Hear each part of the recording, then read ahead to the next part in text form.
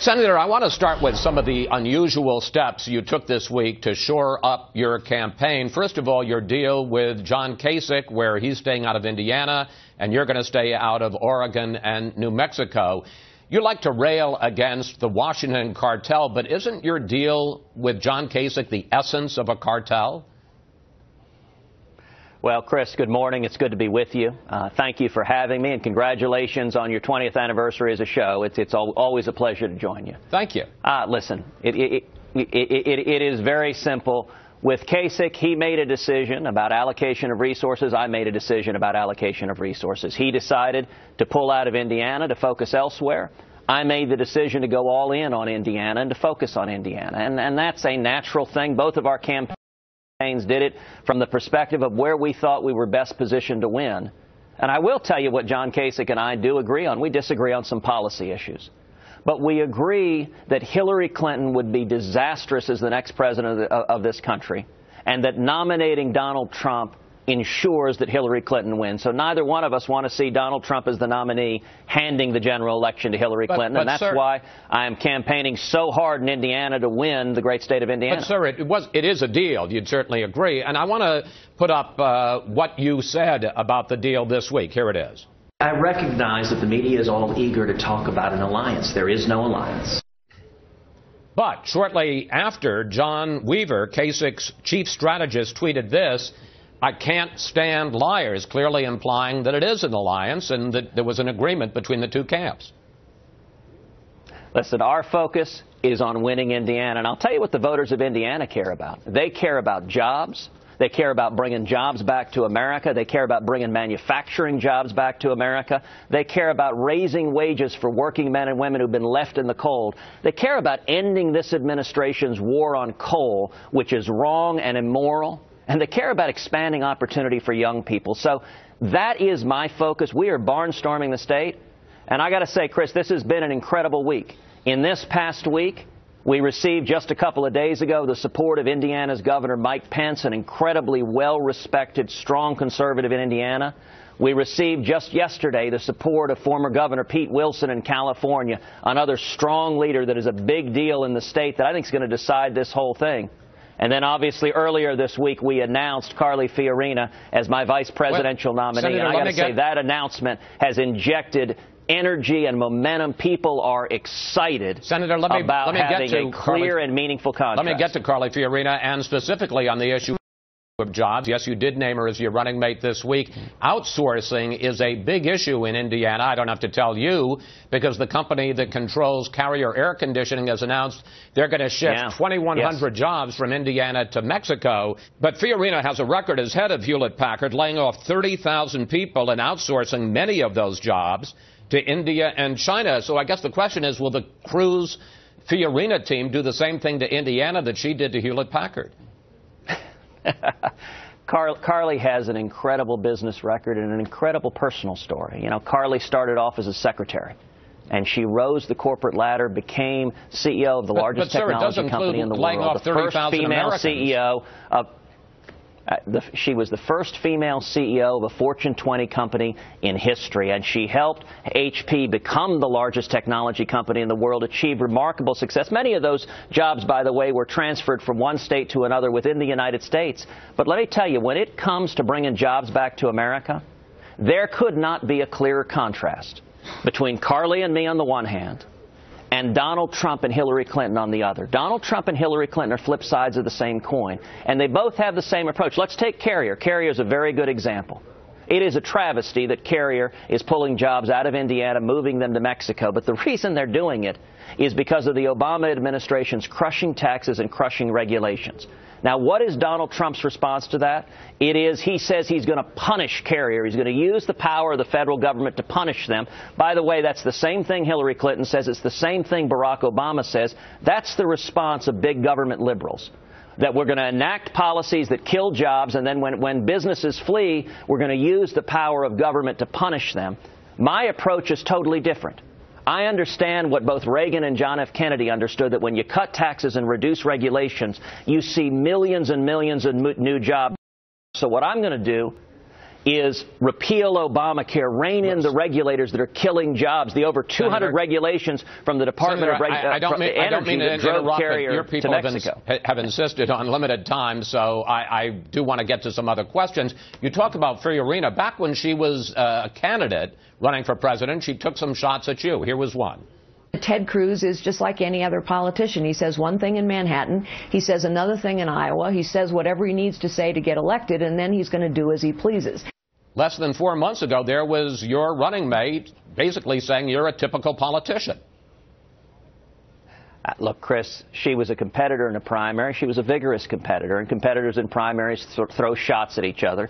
We all remember when Reagan named George Herbert Walker Bush, and they immediately had to explain why Bush had called Reaganomics voodoo economics. What I can tell you is I've spent weeks and weeks and weeks campaigning with Carly on the road, barnstorming. We've been barnstorming all over the state of Indiana together. I've gotten to know her personally. And I got to tell you, in selecting a vice president, that's probably the most serious decision any presidential candidate will make.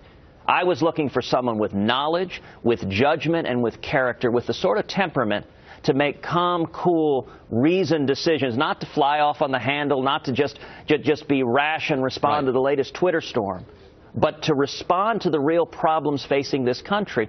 And the contrast is important. We got to fix these problems. It's one thing to yell about jobs. It's another thing to know how to fix them. And it's why I drew the contrast that Donald says he'd yell and scream and punish Carrier, but he has no economic policies to bring those jobs back. If I'm elected president, I believe Carrier will bring those jobs back to Indiana because we're going to create such an attractive business environment that we're going to see companies from all over the world moving to America, creating jobs because we will have reduced taxes, passed a flat tax, abolished the IRS, reined in the regulators. It matters how you do this, and Donald has no solutions. Senator, in fact, his one economic policy Senator, if is I may, a massive tax increase. I hate to interrupt, but we do have limited time at your campaign's insistence. I also want to ask you about former House Speaker John Boehner, who talked about you this week, as you well know. Here he is. Lucifer in the flesh. I get along with almost everybody. But I've never worked with a more miserable son of And, Senator, it's not just Boehner. Congressman Pete King of New York says, I hate Ted Cruz.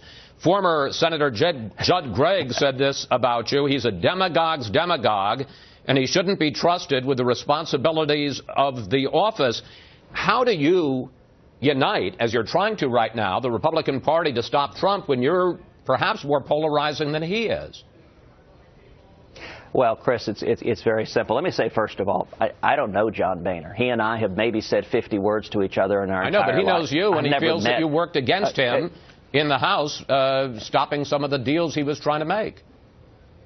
You're exactly right, and he is correct on that. And you know what? In that same comment, let me finish, Chris, please. In that same comment, John Boehner praised Hillary Clinton, said he thought she was terrific, and he also praised Donald Trump, said Donald is his friend, is his golfing and texting buddy. And you're right. The reason Donald hates me is not anything I've ever said or done to him. It's that I stood with the American people and said we need to actually do what we said we would do. We need to fight against Obamacare. We need to fight against the debt that's bankrupting our country. And we need to stop amnesty. And Boehner wanted to cut deals with Obama and Hillary. And what this reveals, the biggest fraud of this entire election is Donald Trump pretending to be an outsider.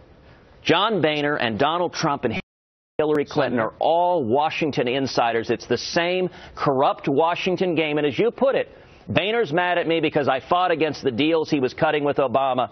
Donald Trump is exactly like Boehner and Hillary in cutting those deals, and that's why the American people want someone like Carly and me to stand with them instead of Washington. I have one last question for you, and again, in the limited time that your campaign has given us, in a fundraising email this week, you say this: make no mistake, Indiana is absolutely pivotal. Senator, you finally have Trump in the one-on-one contest that you've been longing for. Indiana would seem to be a conservative state that would favor you. If you don't win in Indiana under these circumstances, is this race over?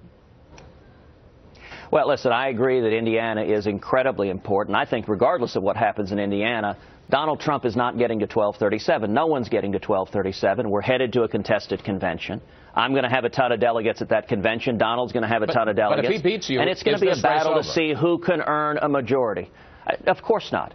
It's going to be a battle to see who can earn a majority of the delegates elected by the people at the convention. And the reason Donald is so frantic to say the race is over and trying to get all of his media acolytes to say the race is over is because Donald knows he cannot earn a majority of the delegates that were elected by the people. And you got to win a majority. If you can't win a majority, it means you can't unite the party and you can't win.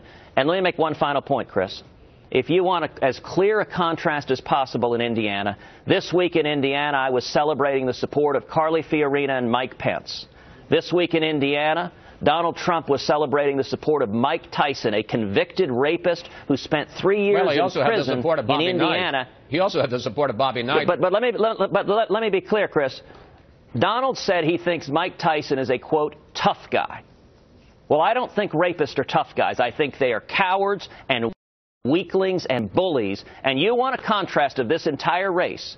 It is Donald and Mike Tyson, a convicted rapist, versus me standing with Carly Fiorina and Mike Pence. And I think the good people of the Hoosier State, that's a choice. Midwestern common sense and good judgment is going to yield, I hope, the right decision. Senator, thank you very much. Next time, I hope we have more time to talk with each other. I always appreciate it. I look forward to it.